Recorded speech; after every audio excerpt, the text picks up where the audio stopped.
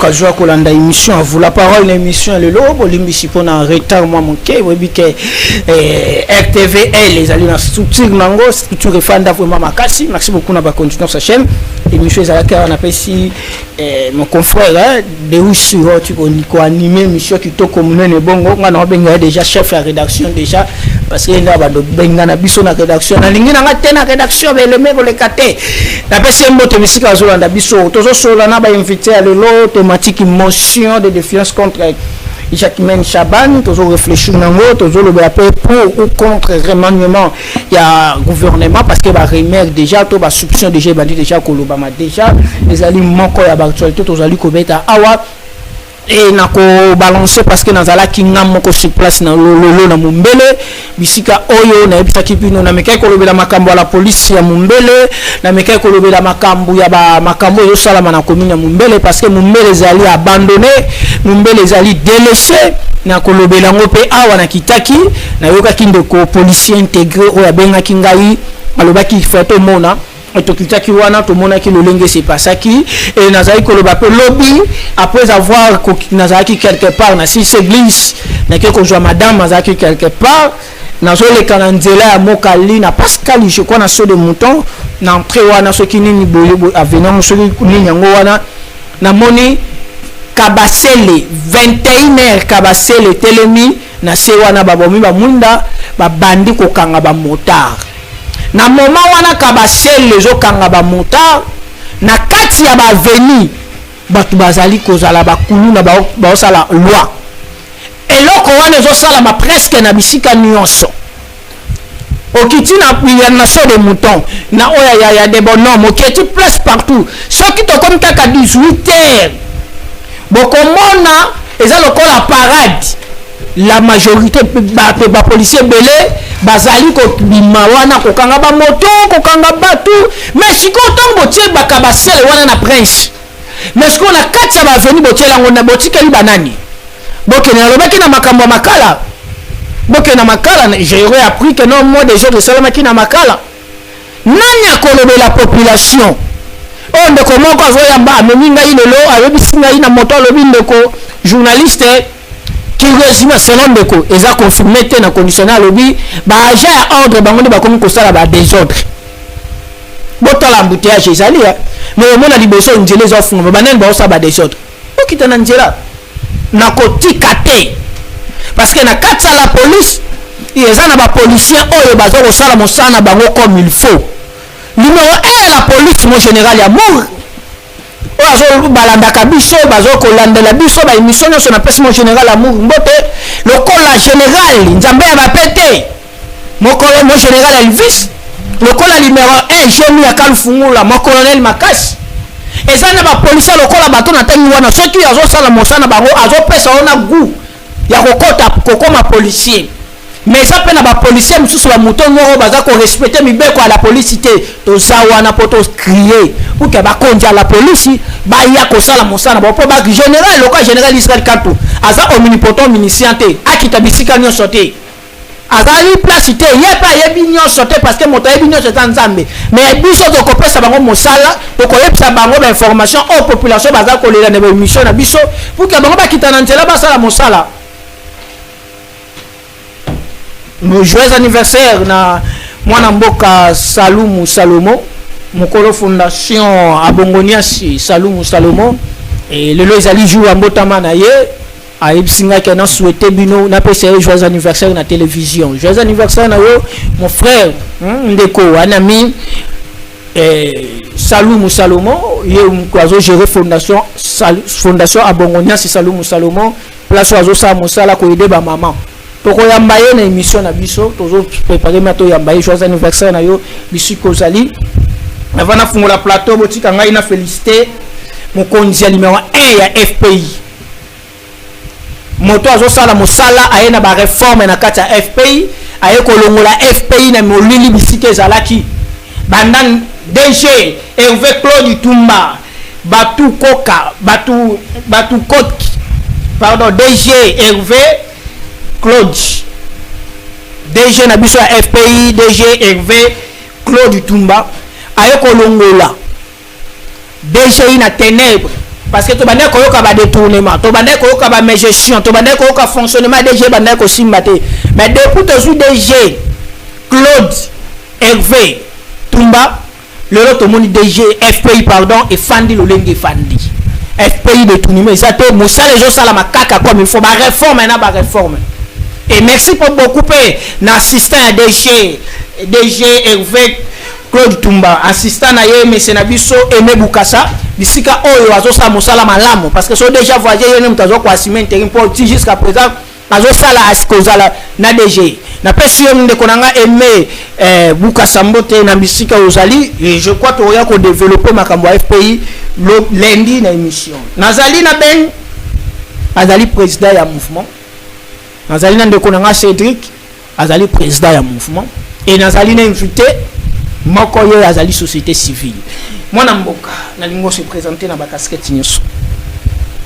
Mbote journaliste na pesi mbote na pesi ba co-débatteur na mbote na pesi ba défenseur sur le droit de l'homme ya ICFDH mbote ezali structure nazali lokola moko ya ba défenseur ya droit de l'homme pamba te na mboka na biso droit de l'homme vraiment ezali loué mais ICFDH tozana pona kola musa droit de l'homme na ndenge mibeko mboka lobi na article 16 la personne humaine est sacrée. Maintenant na Congo sacralité humaine ezali suscité tozomona mikolo na mikolo ndenge bato ba kondongwana ndenge toko vivre ka bitumba ya samouraï ya baipé to komona ngo na mboka na vie professeur Kinshasa estu mingi na quartier na ngana vandi ya Kamunganga bato bako katana bapota lokola bitumba ya samouraï donc yango ICFDH elongo na IG na biso Claude Kalala tozala na pona kozongisa lisusu droit de l'homme na isika nango se présenter pesa script kombo na ngai Abel Kelele nazali moko ya société civile inspecteur à droit de l'homme na kati ya ICFDH oyo ezali kokamba mepa mokonzi na biso Claude Kalala na mokonzi Camille et puis na elongo na coordonnateur provincial na biso Giledi Lenga. OK, ben mwana mboka moi semaine mobima tozalaki na yote tozana yo lelo bonne santé se présenter.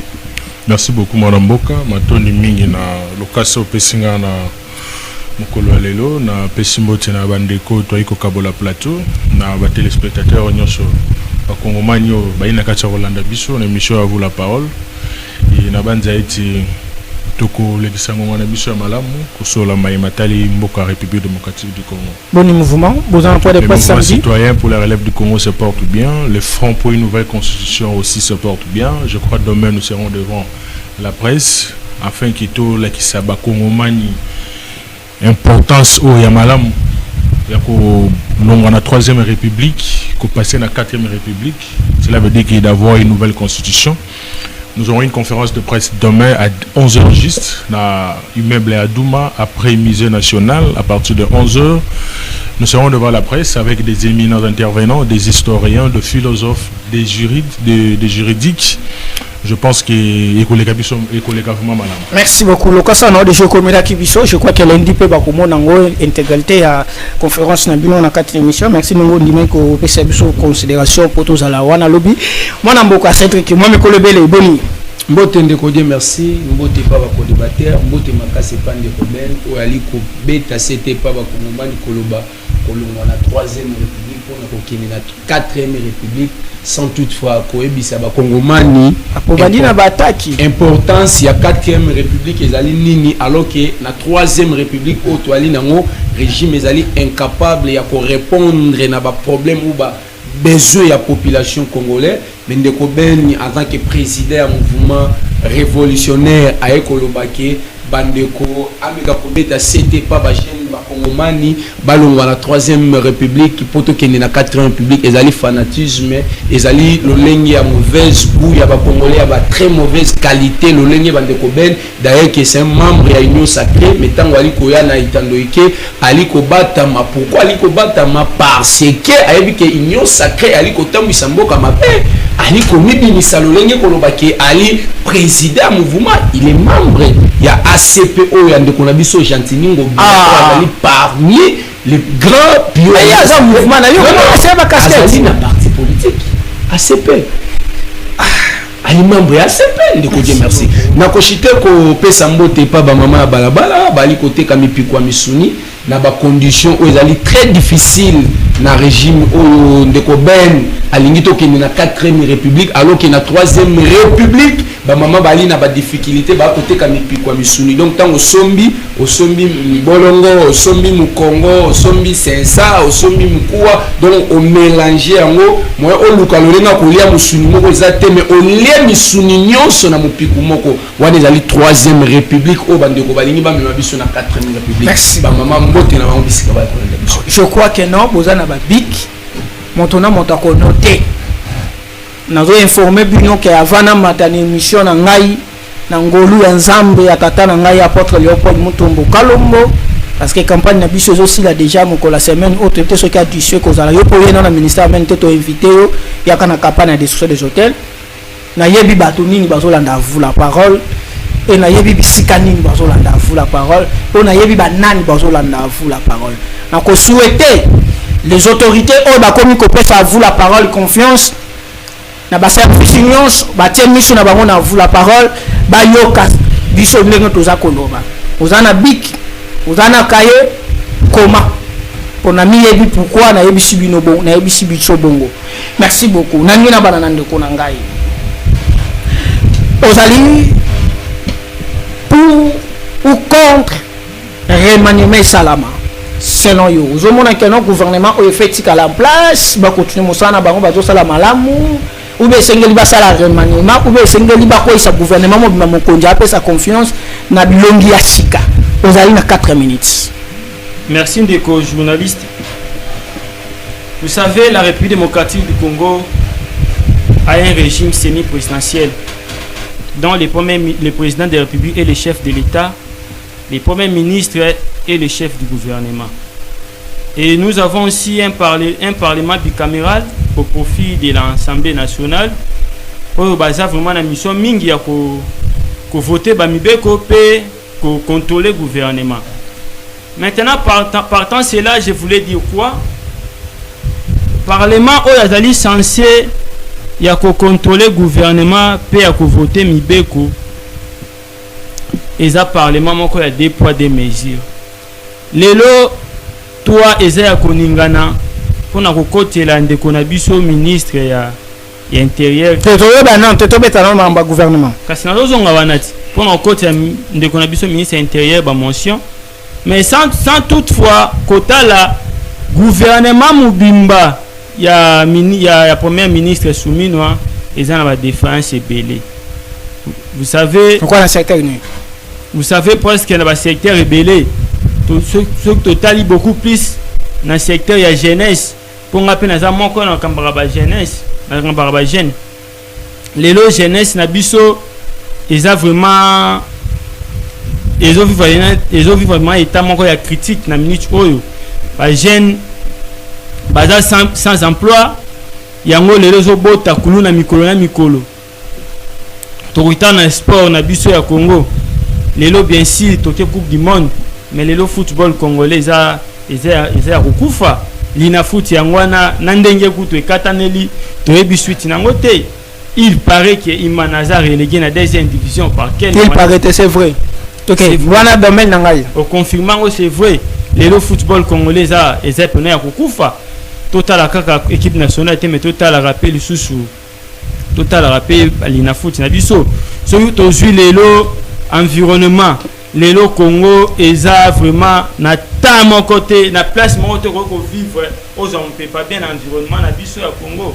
Or na article 53 constitution beke pesi biso que l'état gouvernement dans la droit ko battre la environnement na biso l'environnement partout comme solo to comment ko mela mai mais quand solo ba bongo tout le monde kana gouvernement je dis tu soumina oyo ba batisi salaire ba fonctionnaire to moni banzele zo tongama to moni na ba kikuti kure koti to moni bitumba na biso sur le plan ya est victoire diplomatique et ça tout le monde tout les gens quand gouvernement pourquoi molili kaka place à molili bomoni mais place pas ta lumière bozo ko comprendre oya malamu to ko applaudir pourquoi malamu ni na régime oyo oya malamu gouvernement juridique tozo mona ndenge banzele zo tongama on reconnaître wana to koki jamais ko sela kimutema mabele lo banzele zo tongama na Congo mobimba banzele zo tongama oyo na ba régime akale salama kité mais na régime au vraiment kota banzi côté banzela félicitations na bango mais makombo etali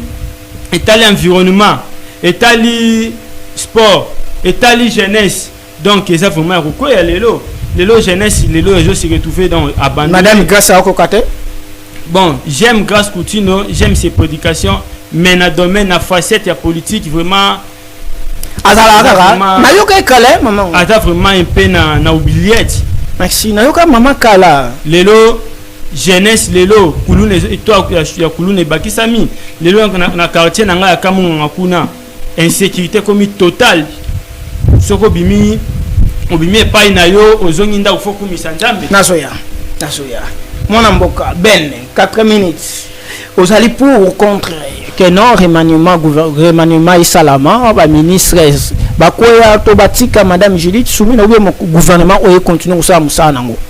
Vous en parole 4 minutes. Merci beaucoup pour nous tuna. Ben na web ça ndeko na yo invité na yo. Azana komiki tsamalamu. Je ne suis pas membre de l'ACP, mais éviter à mon agenga yo wapi place na kende ko s'adhérer na parti. Mais éviter ceux qui jouent na kende ko s'adhérer to zala kena ye na zo yeba te jour en le fait de travailler avec un homme politique à côté de vous ne fait pas de vous membre de son parti politique. Je n'aime pas être dans un parti politique. Alors, je préfère être en dehors du parti politique afin que je puisse avoir le temps de m'exprimer et qu'il n'a à l'aise. Cela veut dire que les propos dans le cela n'engage que moi. Ça n'engage jamais un parti politique. Vous vous réveillez un bon matin comme ça, je vous dis que... Et puis si vous réveillez un bon matin, je vous dis que... Par exemple, je vous dis que Ngobila comme ça. Vous allez dire que non, il était dans son parti et puis à Kéaé, à Longwe. Non.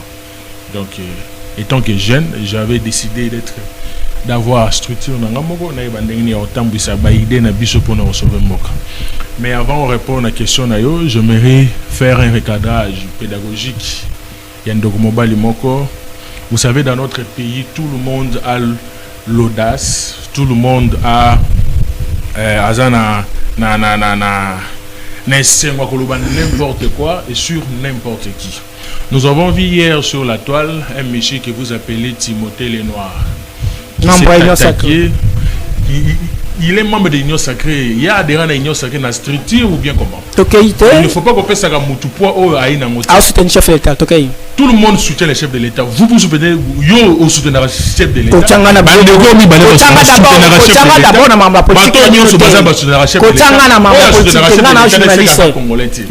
Laissez-moi avancer.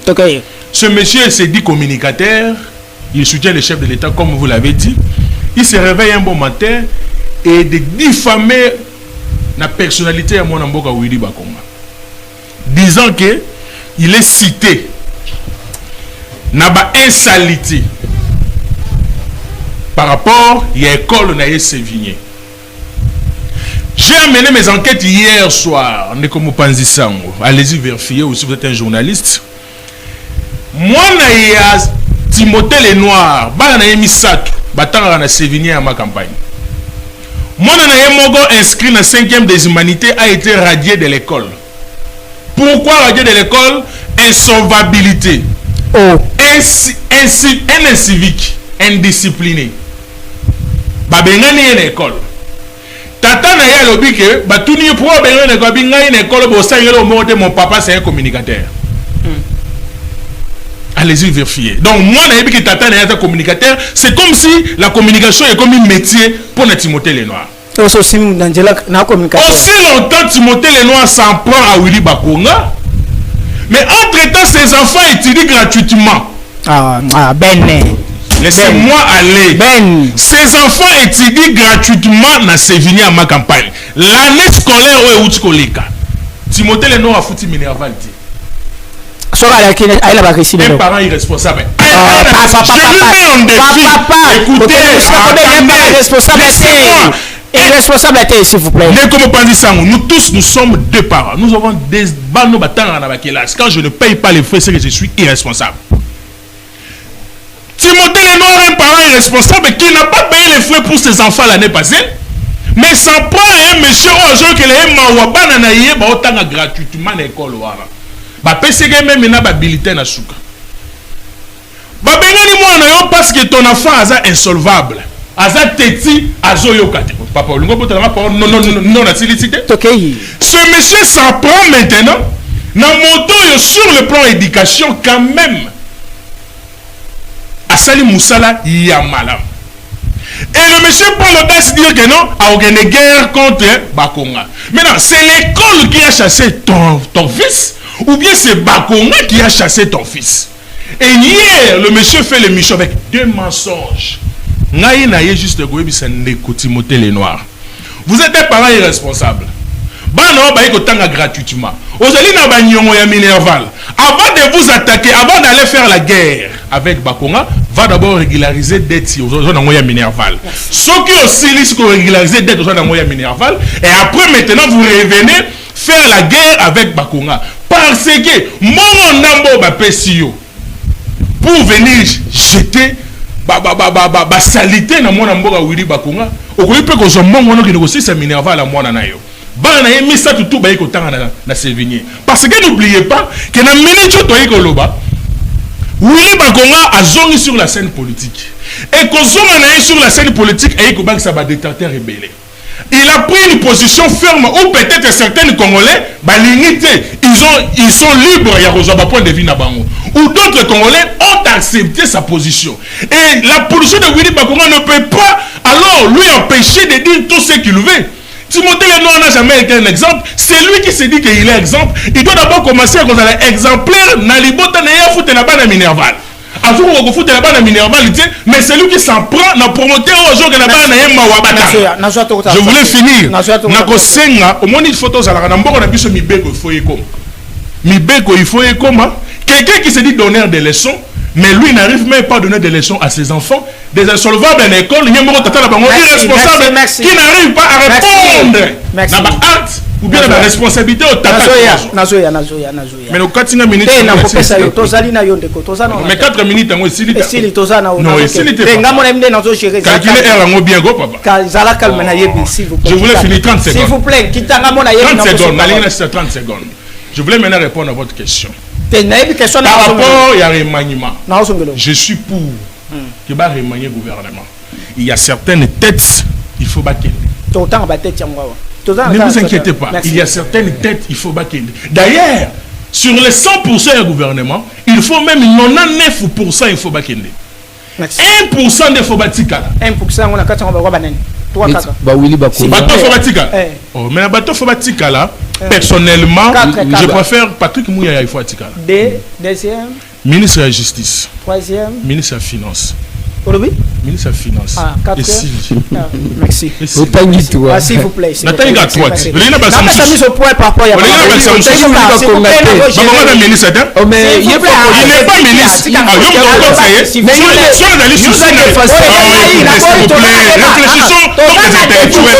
réfléchissons comme des intellectuels. Il faut par rapport à mon lobby.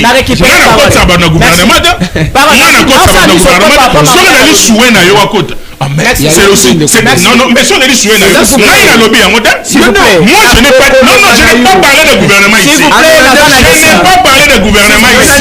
Il n'est pas ministre. S'il vous plaît. Il n'est pas ministre. Il n'est pas ministre. Politique autotambola lelo s'il vous plaît. Il n'est pas ministre. Na lingi na loba boye na makamonde ko ben na lobby. Na tanga ki ba article na moni na vidéo te na tanga ki ba article. Tant to lingi to bamba di banga ngai de merci na bamba di banga pa. Vous avez exemplaire. Il faut na d'abord na tala ke na sa dignité na ngatonga mona zé. Timothée Lenoir n'est pas s'il vous plaît, s'il vous plaît. Quand même. Il est responsable. Il ba konga. Tozomona na communicateur. Aye ko critiquer moto azala plus de 4 fois ministre. oyo bilan na ye ezali tellement positif po ba grâce na ye ti lelo etikali mais tozomona communicateur moko oyo etikala ko gérer même pas ata souci ati boutique même ata mutu ata na yebite soki a créer entreprise ata ya cabine pour que ye moko ayeba ko gérer yango bien mais aza ko parvenir ko critiquer obimisa maloba oyo alobi mpona moto azali plus de 4 fois ministre parce que ozali na baguerre moko boye songolo yango Congo communicateur ekomi titre bopesa bango bakati et puis son fils dit que papa n'a pas communicateur bosala ngelo bopesa bango bakati c'est comme si la communication est comme un métier s'il vous plaît communicateur moi je te lance un défi je me chercher s'il vous plaît ngamutu nazoloba donc communicateur bozala na bakati moto aza plus de 4 fois ministre oyo atiki bilan na ye positif communicateur moko aye pour critiquer positif s'il vous plaît pour na tiki bilan négatif mona mboka ozali pour ou contre to gouvernement quoi to batika ngo continue musana ozana kaka merci beaucoup ndeko die merci ndeko ben awa oyeli ndeko ben te oyeli denga ite azoloba poser une question s'il vous plaît na boyo za parole non ozana parole tenga ngane moto na koleka ozana droit wana ngane moto na police a débat s'il vous plaît ngai die merci moto na sana police a débat c'est mon eza plateau ngai ni moto gérer plateau merci OK merci ndeko ben to tika ba attaque personnelle s'il vous plaît to tika attaque personnelle OK abandi d'abord attaquer ba individu sans toutefois à répondre na mutuna na mais na répondre na mutuna OK et puis ndeko ben si vraiment aza sincère akoki koyebisa biso ke Gentili Ngobila je ne parle pas de Ngobila ici s'il vous plaît non je ne tolère pas je ne parle pas de Ngobila ici je ne parle pas de Ngobila ici alors c'est que natika bino bosala na non tes apaisements pour mes raisons personnelles je ne veux pas là on doit respecter pour mes raisons personnelles, je ne veux pas. Merci beaucoup. Ngobila n'est pas ici. Pour mes raisons personnelles, ne me mettez pas dans ma Ngobila. Merci beaucoup. Ngobila n'est pas ici. Les sujets éviter na attaque personnelle, le quoi de quoi l'ingité. Ngobila n'est pas ici. OK. Merci beaucoup ndeko nanga peut-être na ko kotelo pe na suka ko senga epé pas Félix Antoine Tshisekedi Tshilombo ali mukunza mboka azongi sata ministre na biso Willy Bakonga ondeko ben aliko transpirer awa na itandoike ko bimisa ba énergie na ye na musala makasi o aliko sala mais le début ndeko ben na lobi boye ye akotaka makambo politique te pourquoi akotaka yango te parce que il faut na ba opinion na ye libre mais tant ndeko ben azali président ya structure c'est-à-dire il faut aya na itandoike ko bete la biso o etali structure na ye mais ndeko ben na plateau kolobela biso makambu ya ndeko na biso azalaka ancien kabilis lelo komi Tshisekedi akoko senga nzambe alongola 5 ans na ye abakise pa ndeko Tshisekedi Tshilombo s'il vous plaît azali la calme non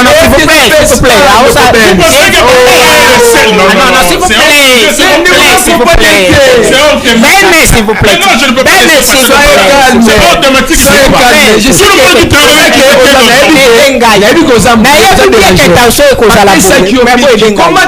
merci Tokei comment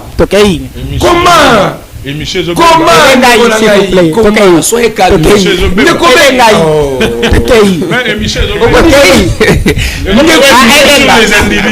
soyez calme finir par répondre à la question na yo non c'est mon point de vue ils ont choqué là parce que le début oyebisi biso awa ozali awa po olobela makambu ya ba parti politique te alors que ndeko je suis là pour m'exprimer mais je m'exprime en tant que politique en tant que politique ndeko ben soyez calme et tes apaisements ndeko dit merci pe mai amela ndeko ben awa abimisi ba énergie na ye oyo akoki kolobela même structure na ye ezali ata na bureau te dossier à remaniement mon bureau, dites-moi. oui dossier à remaniement je suis dans soi calme dossier à remaniement merci beaucoup dossier à remaniement je suis to fana na sujet je suis d'accord Ezalate Eza.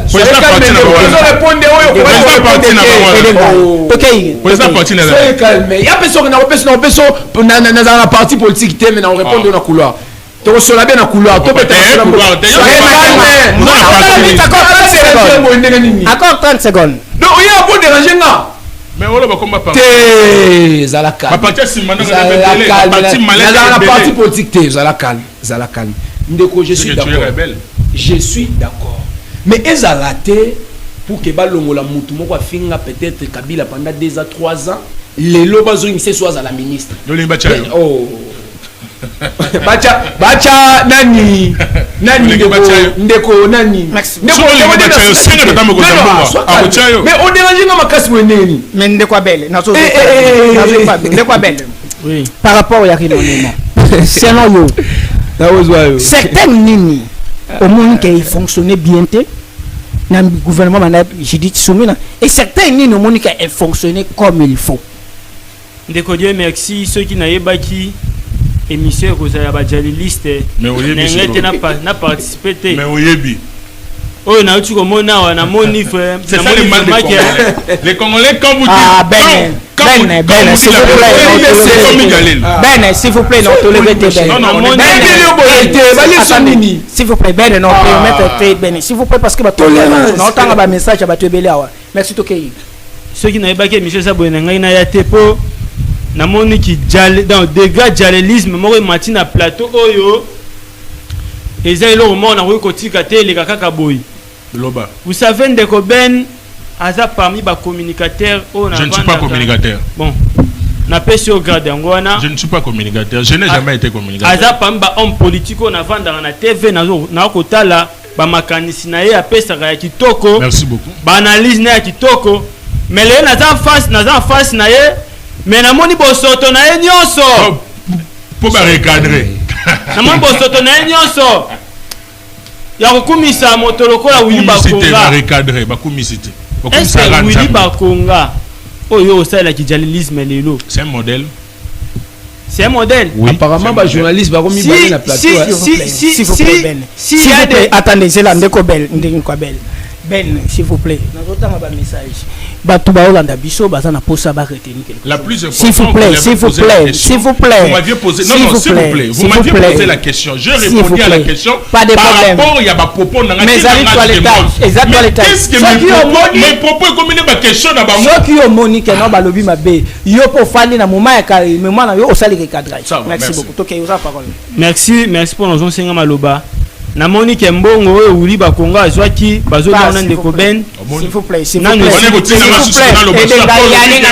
ngani mnata police de base s'il vous plaît mbongo en République démocratique aussi vous défendez quelqu'un qui vous a donné l'argent quand on défend Félix ici Félix nous a donné l'argent s'il vous plaît normalement ça là tout développer et ça le vendredi lobby ils a vendredi pour permettre ngai naza mambo luba fait na lobela mambo eloko makambo boya naza mambo luba donc yo za minutes 53 minutes merci na moni ndeko Ben akomisa ngo lokolo ya kanda to tiki na biso po soki na kota na domaine wana na ko misana biloko misusu po ndeko Willy Bakonga zalaka ministre ya sport est-ce que to fandele mission pour na individu a contribuer même na ko couvre football congolais est-ce que tu as fait que na benga bino na émission pour na ba individu après départ de Nikamba ide ba chakai remaniement merci beaucoup vous savez lelo na Congo tozozela gouvernement ko la biso solution na ba besoin na biso bon eux même solution te jusqu'à maintenant nazomona te na ministère nini oyo assumer vraiment responsabilité nango à 100% comme il faut. Il y a le ministre intérieur, le ministre des finances, ministre intérieur est na bien lelo vraiment mutu pena ko kozwa maloba à défendre ministre intérieur na ndenge insécurité comme na Kinshasa mobimba boye mutu pena zo maloba à défendre ministre intérieur o bazo kata bato Toujours vivre absence totale de l'État. Na be événement de ça na ba quartier. Lelo na tesa soko bimo zo nginda foku misanzambe. Soko lalo la muki ba kote te nda foku misanzambe.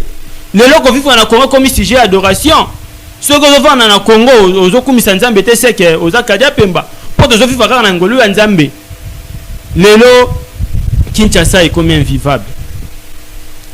Place au Tchalo Kolosate. Na quartier Kamunganga, tokoma kokota na bandako à partir à 20h. Ceux qui couraient zali. Ceux qui couraient zate 18h moi na liboso lupango. Ponani. Pambate kulu ne koma ko bunda mana quartier na ngawana ndeko Dieu merci ko soidete. Yango na kosenga na remaniement ko salama.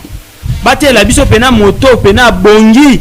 Na ba ministre nyonso wana seno yo combien de ministres yo moni quand même o ba moni ken ba sali ata bien te mais moi bien na otanga ba kombote te baza kombe ba kota te na otanga ba kombote te denga ata kota kombote ba ministère na bango te na otanga ba kombote ponga na exécutif na mon muto otikela zaka yemo fati beton Félix Antoine Tshisekedi nyonso na premier ministre yemo na bina otanga ba kombote ba osa malamu bazali na otanga ba kombote na finance asali malamu na otanga ba kombote finance le ba fonctionner ba futa matena tanga kombo na ye ceux qui finance le dossier madame Raissa ndeko na bina otanga ba kombote na otanga ba kombote le gouvernement et la biso solution na ba berger peuple congolais ben certains nini oyo moni koko ko beti la gouvernement o maboko to certains nini moni koko beti ba pe maboko to za na minutes na 4 minutes.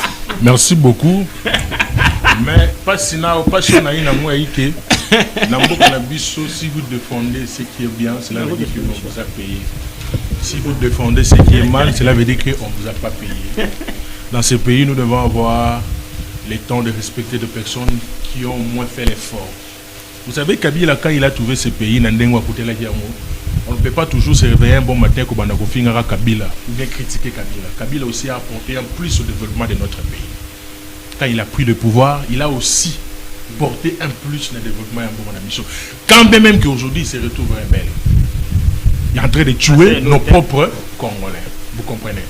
Tout le monde qui a travaillé avec Kabila, Bazalé Kamabeti. Pourquoi en Kinshasa on a toujours voulu avoir un gouverneur comme André Kimbuta et non avoir un incompétent qui est ici? J'aime pas citer son nom.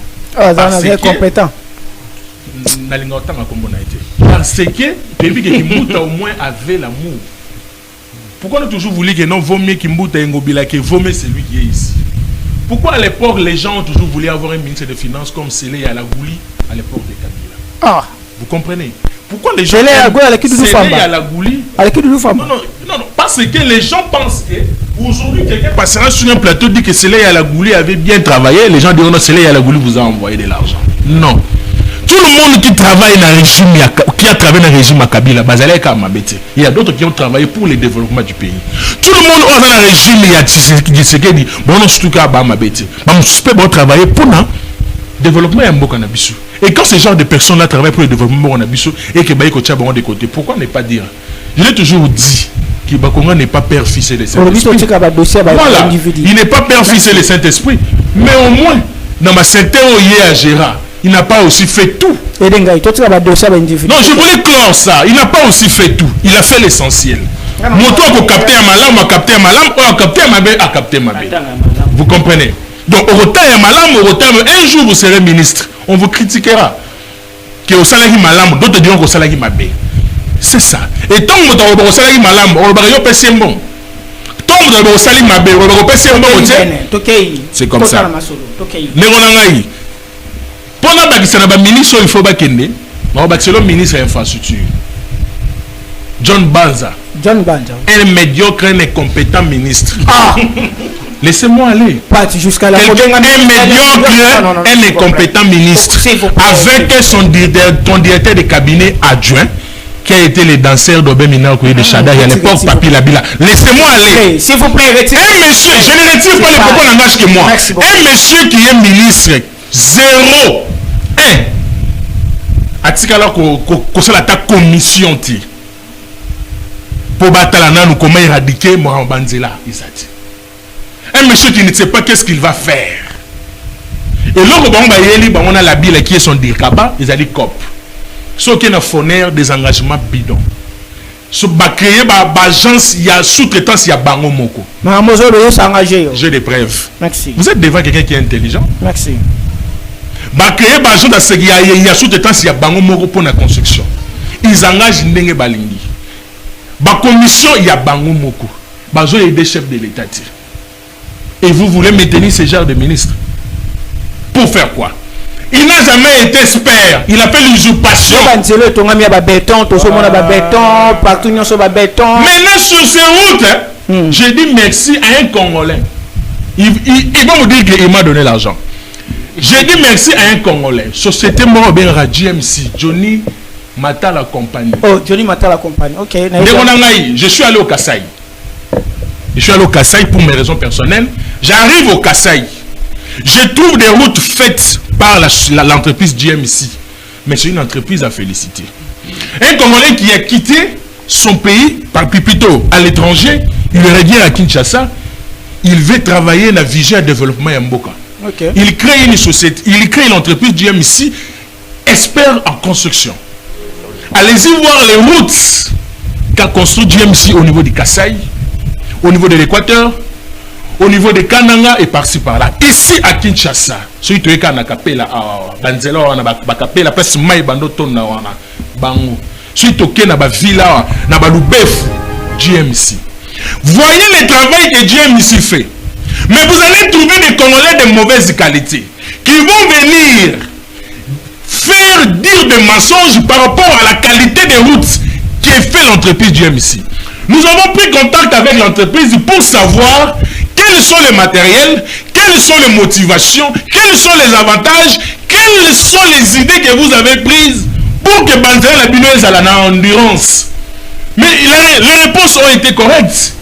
Il y a des experts qui sont là, qui se sont donnés corps et âme pour que l'entreprise Batonganzela ait la réussite sur les points facilités de Félix Antoine Tshisekedi, chef de l'État, a la satisfait. Les routes qui devaient être construites au niveau de Kassai, il y a 14 km. Une route. Aujourd'hui, j'ai compris que dans la société, dans le genre de contrat, vous signez un contrat pour Nakotonganzela, vous commencez d'abord à préfinancer vous-même. Et puis, l'État va vous payer après. Mais bien sûr, l'État déjà paye si bon.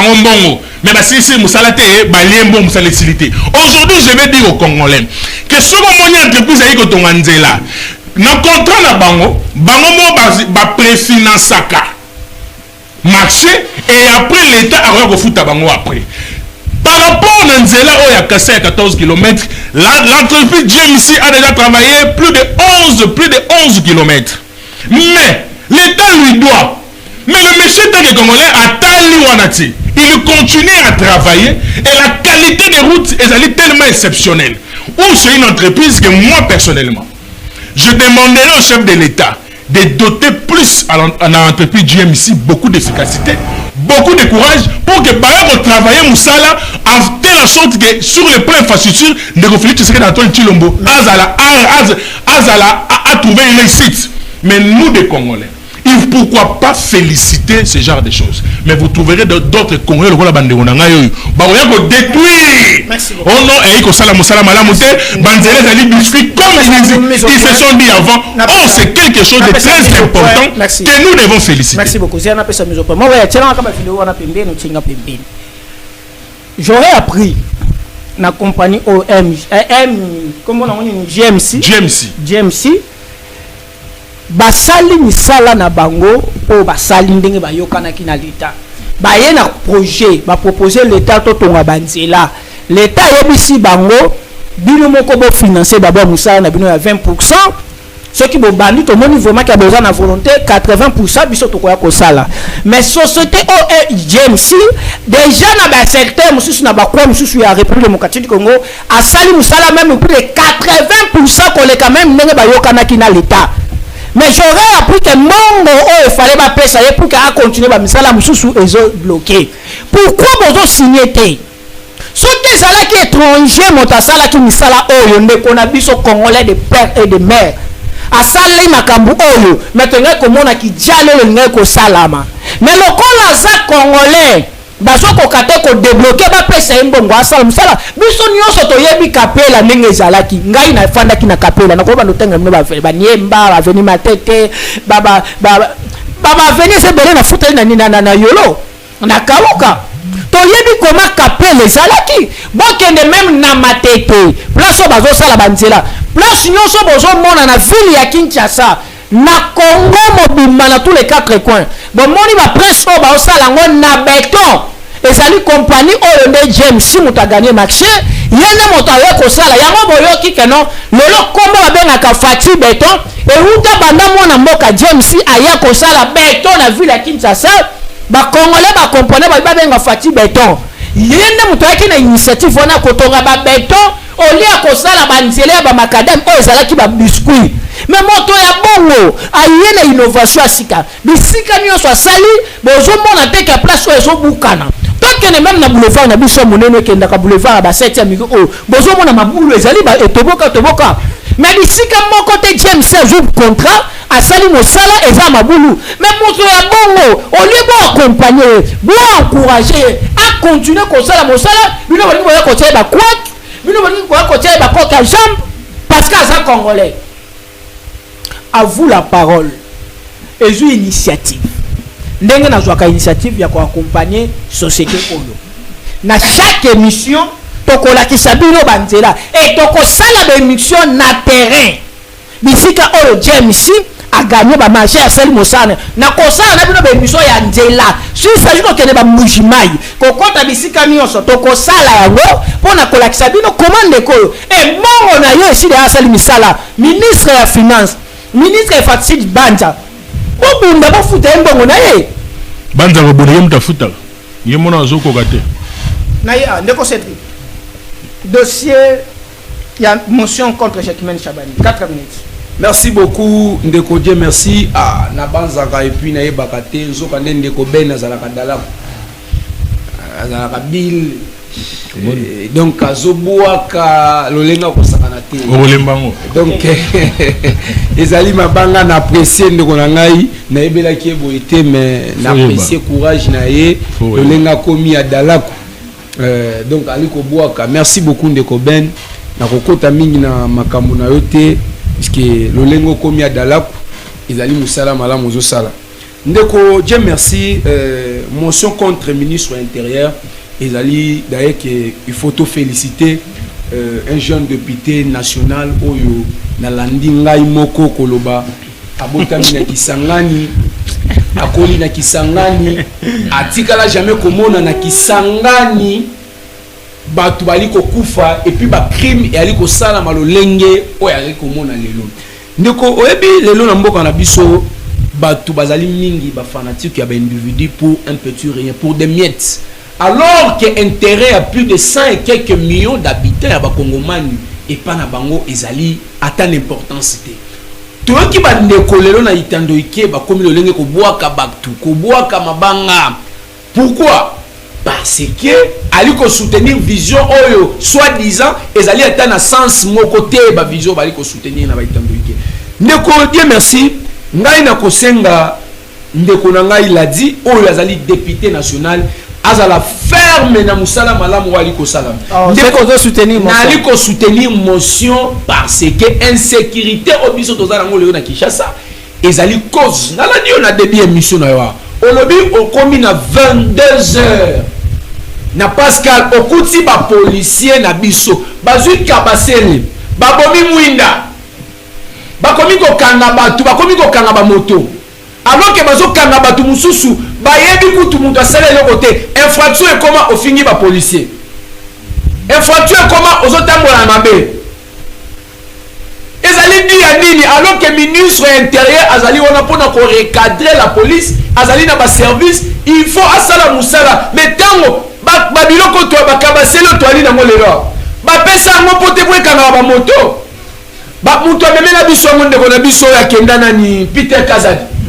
Mais tant que initiative ya kosomba bakabasele wana amekaki ko comprendre que ba insécurité zali il faut tozala na mituka oyo ko permettre biso to sala na mo secours mais ezali te mituka ko kana ba individu bato basele le côté lelo mutu nyonso azali arrêté partout donc na lolenge kutu oyo toali koyeba te la police ali kokanga mutu lolenge toyebeli te ndeko Jacquemain Chabani na musika na bali komona ya leki mutu aboania ali mutu na bali komona ye mutu amayele mais lelo na ali ko comprendre te ezali ba moyen azali na yango te ou bien ezali ye moko alingi ko sunga ba congolais te mais ce qui te lobi ba moyen ezali te pour que azwa occasion ko sécuriser ba congolais il n'a qu'à travailler ko senga ba moyen pour que a sécuriser ba congolais au lieu que atika ba congolais na condition biso tozali na yango ezali très difficile de konangai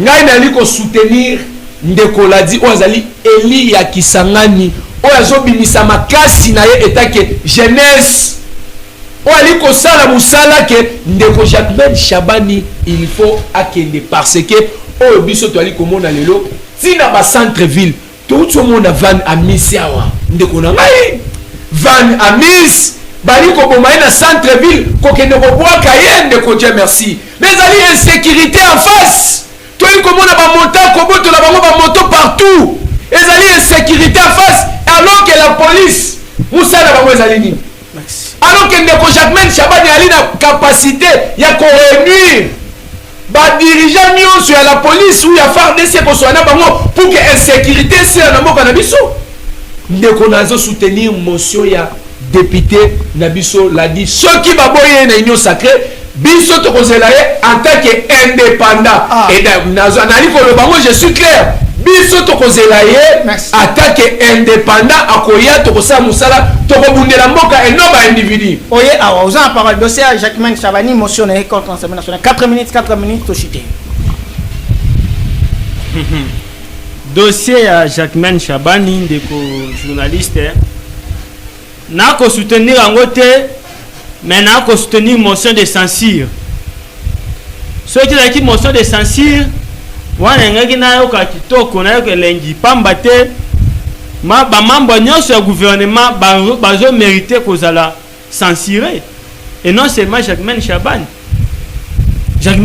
atana ma baerreur na ye ba incompétence na ye zomona na misa bato maintenant siko ba incompétence ya ba ministre misuso to ni to laver yango to voler yango faut ko dévoiler nyonso gouvernement mobimba ezo mérité kozala censuré non seulement kaka Jacquemain Chabani pour ce que tali ndeti ministre ya jeunesse na te koloba awa oyeli hein elle incarne les compétences en elle oyeli pourquoi regarder mutabongo na nini na gouvernement puis que ba photo ezala ki roto omda na suka ngoza bien mais toke te na yeli etende ko na ngai to ye ministre ya environnement to ye ministre ya emploi lelo chômage dans na mboka donc pour na ngai nazo soutenir motion de défiance mais nazo ko proposer motion de censure pas censurer gouvernement mobimba et non seulement mettre Jacquemain Chabani so pe mutakolanda balanda y compris na commandant de la ville pambate yé par une attribution à sécuriser population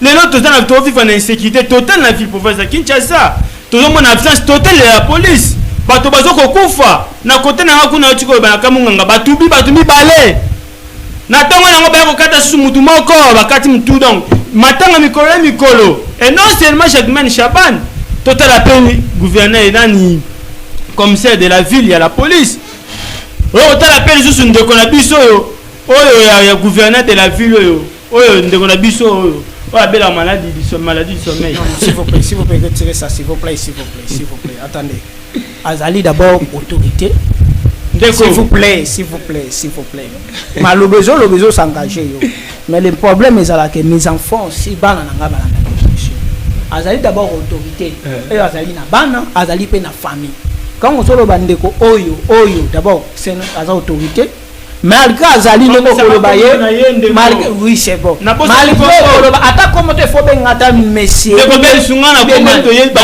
ba retirer d'abord que non moto retirer d'abord retirer il comprenait Daniel Bumba ye pas azo mérité que ça la censurer na gouvernement provincial pamba te lelo to zo mona vraiment Kinshasa et comme une état moko vraiment ceux qui batindi yo danger lisusu to lisusu ba expatrié bazo yawa ben mika bazo vanda on va n'existe pas que délégation de LBC commis nzambe na ngai kongo yo kende wapi merci beaucoup ben ozali na minute na yo tozo citer parole dossier Jacquemain Chabani. Vous savez, de Konangaï, par rapport au dossier à Jacquemain Chabani, avec la soie autre bien opposition, laissez-moi parler. Non, je voulais toujours dire, un jour, à Rosalara ministre d'Amboko, tant qu'il y a dirigé, bateau balingi était. Bon, le bagage non,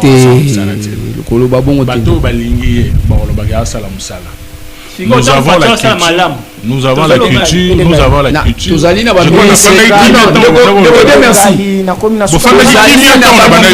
Malheureusement, occasion pour citer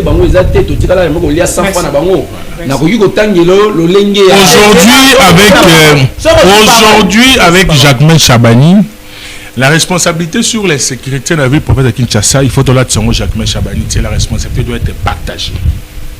Il y a un gouverneur de la ville province de Kinshasa, il y a un ministre provincial, il y a sécurité, il y a le ministre, il y a intérieur. Tout ça, la police. Ce qui est toujours responsabilité, on a tout partagé en union surtout. Je pense que Barola Tissaran de Jacquemain Chabani casquette sur la tête. Et qu'on a un passage. Il faudra à un certain moment tout le monde a un sentiment. Le monsieur ou un député ou un c'est un ancien kabiliste, il n'a pas perdu. Aujourd'hui, il ne peut pas nous donner des leçons. Être kabiliste, c'est-à-dire quoi? Non, mais ce qu'il dit là, il a un trait de s'il vous plaît.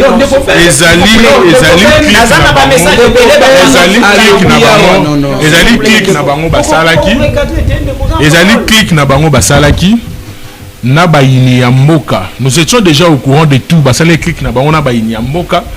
En telle sorte que va salir Jacquemain Chabani. Mais ceux qui papa mais ceux qui toyé na voix normale, on ne peut pas quand même s'acharner contre Jacquemain Chabani. Quand même, il n'a pas réussi, oui. Mais la responsabilité est partagée. Bonjour, Bosotono, c'était bon là, et puis je vous assure que non, Jacquemain restera sur ce poste jusqu'à ce que soit remanié, soit Kiaki, soit Tikali. C'est ça la démocratie. C'est ça la démocratie. On est dans la démocratie. Dans la démocratie ne veut pas dire monarchie. Non, vous confondez la démocratie et la monarchie. Vous êtes venu pour parler des individus.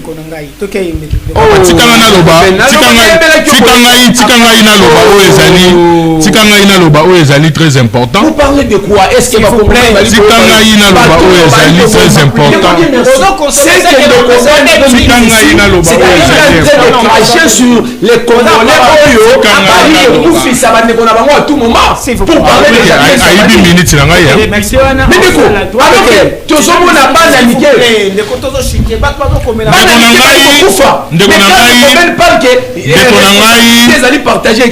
le point à Jacquemain Chabani, je pense que j'ai répondu. Vous voulez cracher sur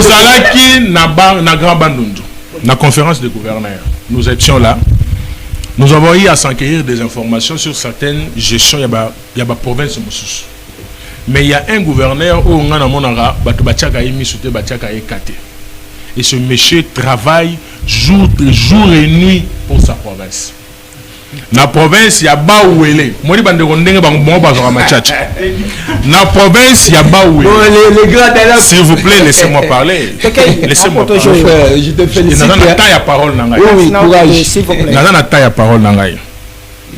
J'aimerais ici éclairer opinion. La gestion il y a gouverneur David Mokeni Mike. Le gouverneur à Baouélé. Ce monsieur qui na Baouélé déjà nous avons eu l'invitation pour tout quitter na Baouélé total infrastructure on de quoi na aiko sala total changement on de quoi na aiko sala. Mais vous allez trouver des détracteurs au musana ba bayini ya mboka leur travail ezali ko bomma mosala o moto aiko sala na kozwa maloba yande ko na biso Mike étant que gouverneur, la conférence de gouverneurs devant le président de la République, le monsieur a eu le temps d'exprimer. Il a eu le temps de dire ce qui est sa province. il a eu le temps il y a que ça avantage na désavantage ajouter temps ya kolakisa mosala oyo esalemi oyo eza na kati ya kosalema na oyo il faut basala na province na bango na province na oyo ayi ko diriger na Bawele. C'est quelqu'un à qui moi personnellement que j'ai reconnu toujours na conférence de gouverneurs. Je l'ai jamais croisé, mais tant on est que ça, vous savez que nous devons nous informer. N'a qu'on s'informer sur la gestion. Il y a gouvernorat de Konabiso, mais j'ai trouvé quand même, on ne peut pas lui comparer à un gouverneur. Le travail, s'il vous plaît, laissez-moi parler. C'est pas vous qui me posez la question. Laissez-moi, c'est moi qui parle. L'union sacrée, vous parlez de Masuka. Mais aujourd'hui, je vous dis, sur le plan infrastructure, de Konabiso arrête. La province n'est pas où elle est, s'il vous plaît. S'il vous plaît. La province, il y a pas où elle est.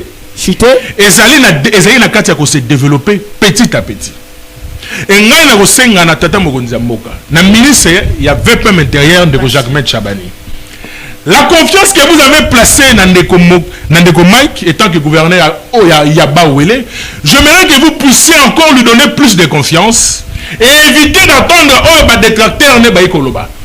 Parce que sur le terrain, la réalité est palpable, le résultat est palpable, la sécurité est rassurée, l'éducation est rassurée, les soins de santé est rassuré, le travail est rassuré, l'administration travaille dans les normes, il y a les législations sociales. Les détracteurs, leur travail, c'est de contourner la vision et la tata Mokonzamboka. Or, le gouverneur travaille dans la vision de Félix Antoine Tshisekedi Tshilombo, qui est de développer.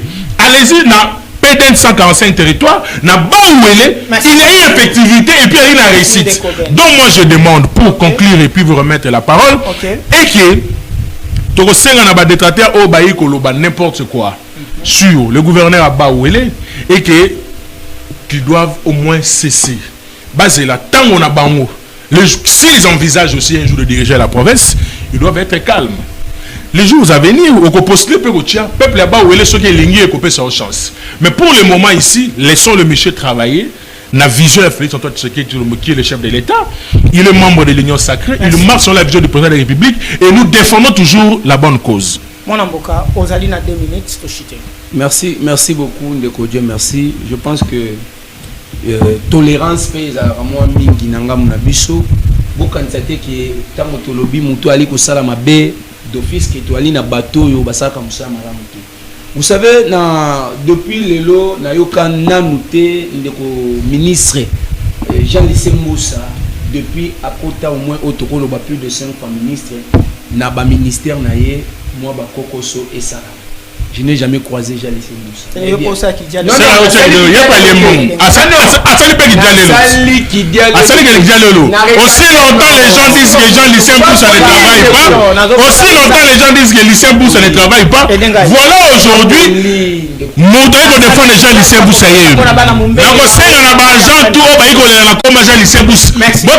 Jean-Lycée Moussa a-t-il la plateau pour défendre Yeyo. Jean-Lycée Moussa. Allié moi, Jean-Lycée Moussa, il faut défendre. Aussi longtemps, le monsieur est éternel ministre qui ne fait absolument rien. Okangi miko, merci. Kangala miko na bango nyonso, mutu moko aza droit olobate. Bana mumbele bazalaki kobenga ngai na lobelaki makambu ya ndeko na biso intégré oyo abandai kosala ba musala. Lelonga moko na kitaki na mumbele kotala ndenge musala mumbele ezo salama. Na moni souciati moko na moni poubelle ezali liboso ya souciati. Ngai te na lobi policier intégré moto a diffuser ba image nazalaki na sur place. Souciati ezali liboso ya souciati ba mama ba oteka na poto. Salité za wana. Siko ma policier ye moko souciati na eza poto. Akoyebisa mama ya wenja longola bosoto ndeni. Mwana tia video wana ezate.